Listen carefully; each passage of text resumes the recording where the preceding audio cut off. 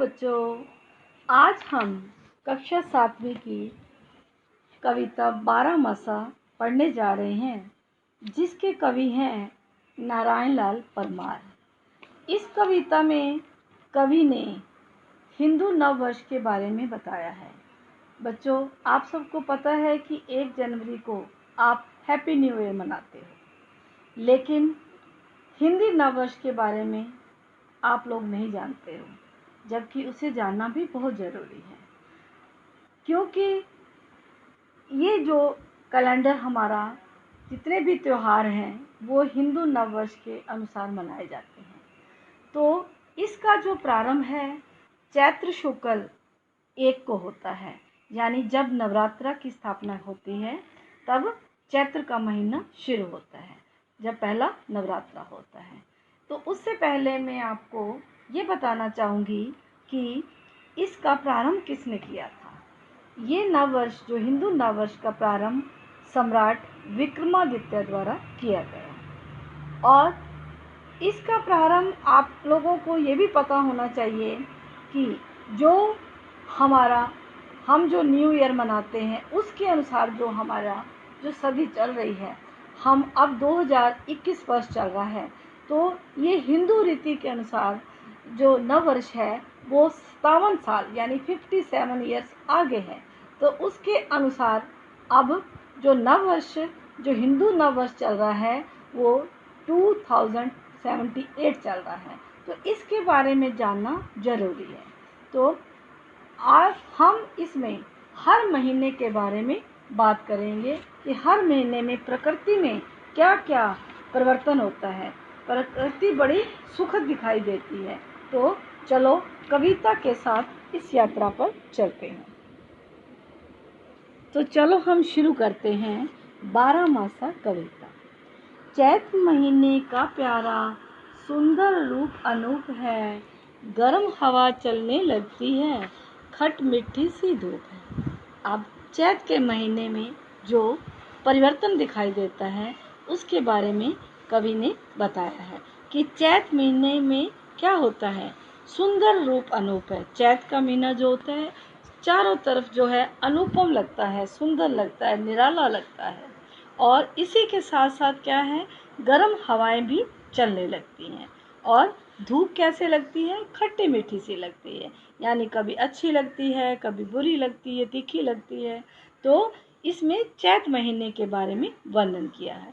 आते ही वैसाख के छुट्टी हुई मदरसों की, लगा गूंजने घर आंगन किलकारी से बच्चों की। अब इसके बाद चैत्र महीने के बाद कौन सा महीना आता है, वैसाख का महीना। वैसाख का महीने लगते ही क्या है, मदरसों में क्या हो जाती है, छुट्टियां हो जाती है। मदरसे क्या होता है, स्कूलों में, यानी ये उर्दू शब्द का प्रयोग किया है। कवि ने इसमें उर्दू शब्द का प्रयोग क्यों किया है कि हम अपने शब्दों के साथ साथ विदेशी शब्दों को भी जानें। तो जब स्कूलों में छुट्टियां हो जाती हैं तो क्या होता है, लगा गूंजने घर आंगन। अब जितने भी बच्चे हैं वो घरों में किलकारियां भर भर के खेलते हैं, सब बच्चे इकट्ठे हो जाते हैं। तो यानी कहने का भाव है घर आंगन जो है रौनक से भर जाता है। कोई लगातार हारा लेकिन कोई जीत रहा, तरह तरह के खेलों में जेठ महीना बीता। अब जब बच्चों को छुट्टियां हो गई हैं, बच्चे एक स्थान से दूसरे स्थान पर जा रहे हैं और समूह में, ग्रुप में खेलते हैं, खेल खेलते हैं, कभी दौड़ लगाते हैं, कभी कोई और खेल खेलते हैं। तो कभी वो जीतते हैं और कभी वो हारते हैं। तो इसी तरह खेल खेल में वो उनका जो है क्या है, पूरा जेठ का महीना बीत जाता है। उन्हें सिर्फ खेल ही पसंद होती है, उस समय वो पढ़ना बिल्कुल पसंद नहीं करते। काले काले बादल भी नभ में चले दहाड़ के, आंधी इतराने लगी लगते ही आषाढ़ की। अब क्या है, आकाश में क्या होता है, जब तेज गर्मी होती है तो आप देखते हो ना, बादल एकदम आकर छा जाते हैं, काले काले बादल आकर छा जाते हैं और आकाश में दहाड़ने लगते हैं और आंधी इतराने लगती है। अब आंधी क्या है, तेज तेज आंधी।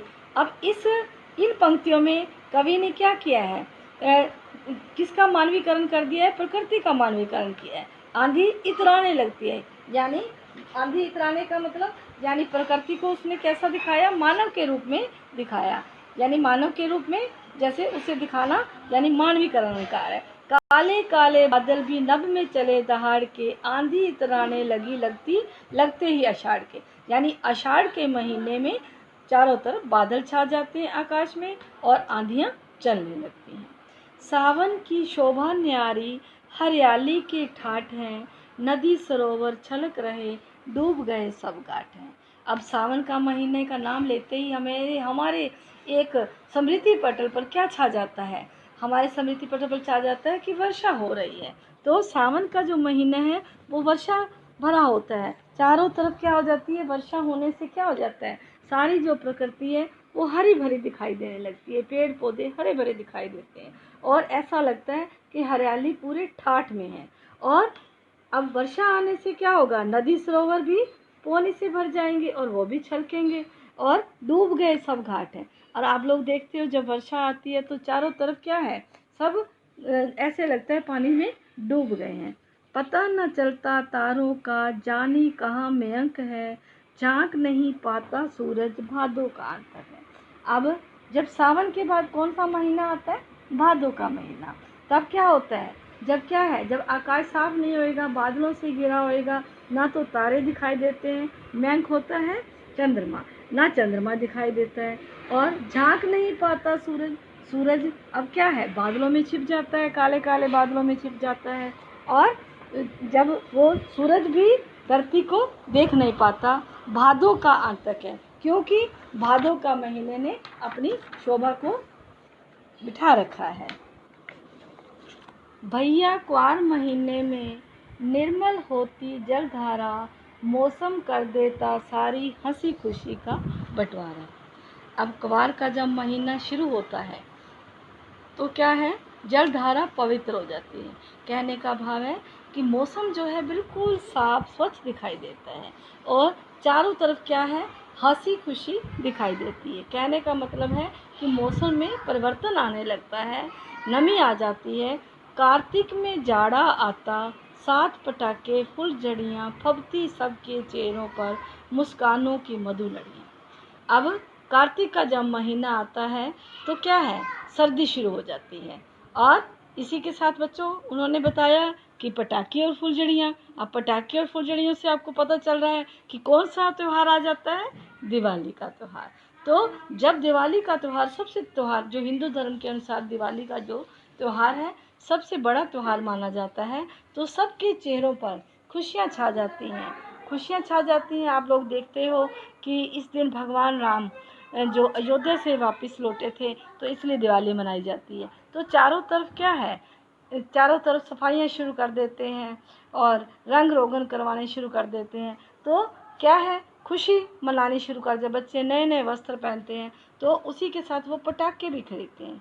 तो कार्तिक में जाड़ा आता है और पटाखे और फुलझड़ियाँ आने से क्या होता है, उन्हें लगता है कि अब हमें मतलब चलाने के लिए पटाखे मिलेंगे, फुलझड़ियाँ मिलेंगी, तो उनके चेहरों पर रौनक आ जाती है और मुस्कानों की और बच्चे बड़े प्रसन्न होते हैं, खुशी खुशी मनाते हैं।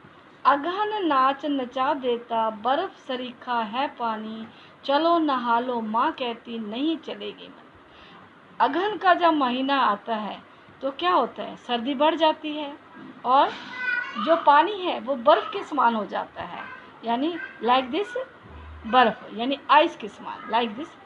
उसको उसके साथ किसके साथ तुलना कर दी उन्होंने, पानी की तुलना किससे की, बर्फ़ के समान कर दी, ठंडा हो जाता है। कहने का भाव ये है, चलो नहा। अब जब सर्दी होती है तो बच्चे नहाने से आनाकानी करते हैं, तो माँ कहती है ऐसे मनमानी नहीं चलेगी, आपको नहाना ही पड़ेगा। उड़ी पतंगे पोश में बाजी लगती जोर से, गली मोहल्ले अटारियाँ भर जाते सब शोर से।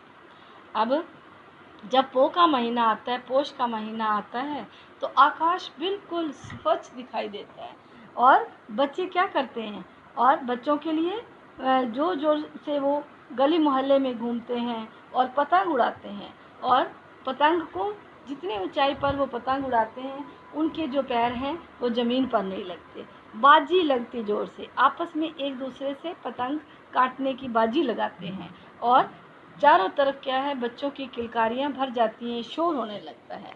माघ महीना भर देता मन में नई उमंग है, कहीं मंजीरे झांझ कहीं बजता कहीं मृदंग। अब माघ का महीना आते क्या है, चारों तरफ उमंग छा जाती है, उमंग, कहीं मंजीरे झांक रही बजता मृदंग।